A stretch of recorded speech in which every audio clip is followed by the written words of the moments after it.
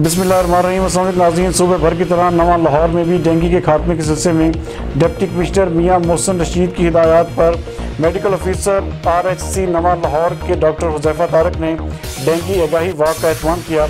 हमारे bureau chief Zulfikar भट्टी के मुताबिक, जिसमें मौजूदा इलाका व स्टाफ मेम्बरान में से सहस काफ, एहसन मुनीर काज़मी और चाइल्ड केयर स्कूल, सदर पैरामेडिकल स्टाफ गोजरा, हाफिज नईम रसूल, CDC सुपरवाइजर मोहम्मद बूटा और सदर प्रेस क्लब नवा लाहौर राना सरफराज खान ने शिरकत की।